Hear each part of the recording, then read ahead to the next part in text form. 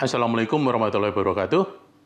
Salam sejahtera, Om Swastiastu, Namo Buddhaya, salam kebajikan. Ibu dan Bapak yang berbahagia, semoga selalu bersemangat dan senantiasa sehat. Selamat bertemu dengan saya, Bowo Irianto, Widya Iswara, BPSDM, Provinsi DKI Jakarta. Pada kesempatan kali ini, saya ingin membahas lebih rinci mata pelatihan manajemen mutu. Materi pokok 2, yaitu perkembangan dan ruang lingkup manajemen mutu dengan submateri meliputi sejarah mutu, pengertian mutu menurut para ahli, kriteria atau ciri mutu, dan karakteristik atau dimensi mutu. Baiklah, Ibu dan Bapak sekalian, kita mulai dengan submateri 1, sejarah perkembangan manajemen mutu. Sejarah perkembangan mutu secara keilmuan berdasarkan berbagai sumber, diawali dengan era tanpa mutu yang berlangsung hingga 1920, yang ditandai dengan praktik monopoli dan hampir tidak ada persaingan.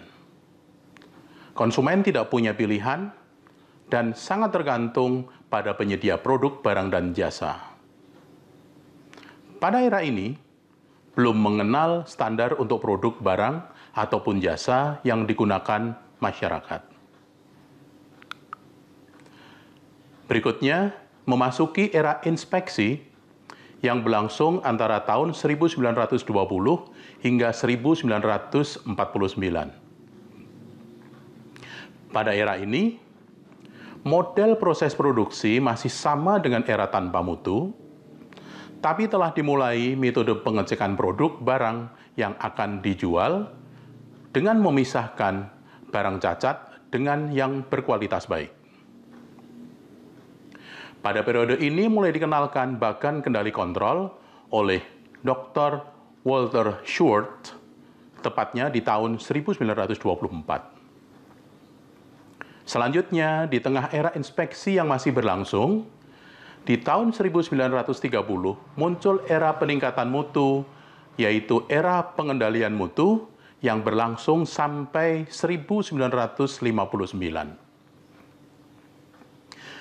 Pada era ini, metode inspeksi berkembang menjadi metode pengendalian mutu.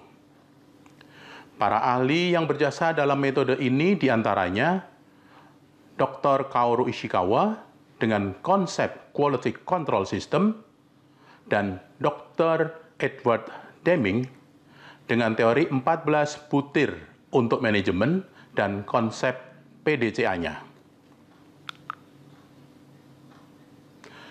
Seiring dengan perkembangan zaman, tahun 1960 hingga 1979, dunia produksi barang jasa memasuki era manajemen mutu.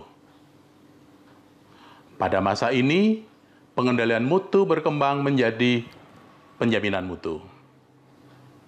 Fokus utamanya pada perbaikan proses dan produk. Tokoh-tokoh yang berperan pada era ini diantaranya Dr. Armand Feigenbaum dengan konsep Total Quality Control atau TQC-nya. Juga Dr. Kaoru Ishikawa yang mengenalkan 7 Tools for Quality Control untuk menganalisis dan menyelesaikan masalah. Tak ketinggalan pula Dr. Edward Deming yang mengubah konsep PDCA dengan PDSA atau Plan, Do, Study, Act-nya. Selanjutnya, era manajemen mutu terpadu yang dimulai tahun 1980 hingga sekarang. Tahapan perkembangan mutu pada era ini diawali oleh Dr. Genichi Taguchi dengan konsep robust design-nya pada tahun 1980. Selanjutnya, tahun 1990 diperkenalkan konsep manajemen mutu terpadu atau Total Quality Management yang lebih kita kenal dengan TQM, yang telah digunakan secara luas dalam industri manufaktur, pendidikan, pemerintahan, maupun industri jasa. Sebagai kelanjutan dari TQM, tahun 1987 dikenalkan standar sistem manajemen mutu, yaitu standar manajemen mutu ISO, seperti ISO 9000 dengan berbagai turunannya yang digunakan di berbagai sektor industri barang dan jasa hingga saat ini. Berikutnya submateri 2, yaitu pengertian dan ciri mutu. Terdapat banyak definisi mutu, di antaranya oleh Ishikawa yang menyatakan bahwa kualitas adalah kepuasan pelanggan. Crosby mendefinisikan kualitas sebagai conformance to requirement atau sesuai dengan yang disyaratkan. Edward Deming menyampaikan kualitas adalah kesesuaian dengan kebutuhan pasar atau konsumen. Feigenbaum menyatakan kualitas adalah kepuasan pelanggan sepenuhnya. Juran menyebutkan kualitas adalah kecocokan penggunaan atau fitness for use. Garvin dan Davis menyatakan kualitas adalah kondisi dinamis yang berhubungan dengan produk, manusia, tenaga kerja, proses, dan tugas, serta lingkungan. Sedangkan ISO 9000-2000 menegaskan arti mutu sebagai derajat karakteristik yang melekat pada produk yang mencukupi persyaratan atau keinginan. Dari pendapat para ahli tersebut, dapat disimpulkan bahwa kualitas mencakup usaha memenuhi atau melebihi harapan pelanggan. Kualitas juga mencakup produk, tenaga kerja, proses, dan lingkungan. Selain itu, kualitas merupakan kondisi yang selalu berubah atau dinamis mengikuti perkembangan. Berikutnya submateri 3, yaitu kriteria atau ciri mutu. Setelah mencermati pendapat para ahli tersebut, merujuk kepada definisi kualitas yang disampaikan oleh Juran, terdapat 5 ciri atau kriteria kualitas produk, barang, dan jasa, yaitu teknologi, dalam arti menyangkut aspek kekuatan atau daya tahan. Yang kedua, psikologi, yaitu berkaitan dengan cita rasa dan status. Berikutnya, waktu. Maksudnya, tingkat kehandalan produk tersebut. Yang keempat adalah kontraktual, artinya adanya jaminan. Dan yang kelima adalah etika, misalnya nilai kesopanan, kesantunan, keramahan, kecepatan pelayanan untuk produk maupun jasa. Sedangkan ukuran nilai etika untuk produk barang ditunjukkan dengan aspek kepantasan atau memenuhi batas etika jika digunakan. Baiklah, Ibu dan Bapak sekalian, sampailah kita pada pembahasan submateri 4, yaitu dimensi kualitas atau karakteristik mutu barang yang dapat digunakan untuk menilai kualitas produk. Menurut Garvin, ada 8, yaitu performance, yaitu dimensi mutu yang berhubungan dengan aspek fungsional suatu produk.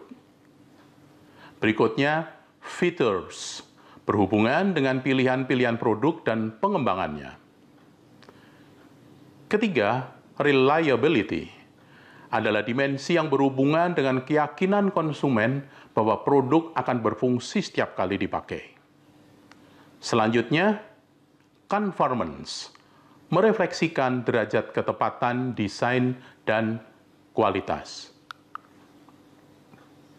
Kelima, durability, yaitu berkaitan dengan umur ekonomis berubah daya tahan produk. Keenam, serviceability.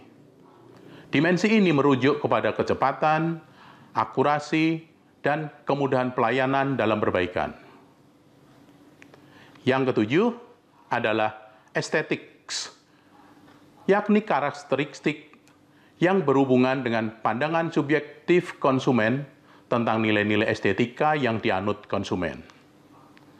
Dan yang terakhir, kedelapan, yakni fit and finish, adalah karakteristik mutu yang berhubungan dengan perasaan dan keyakinan konsumen bahwa barang yang digunakan dan barang yang dipilihnya itu berkualitas.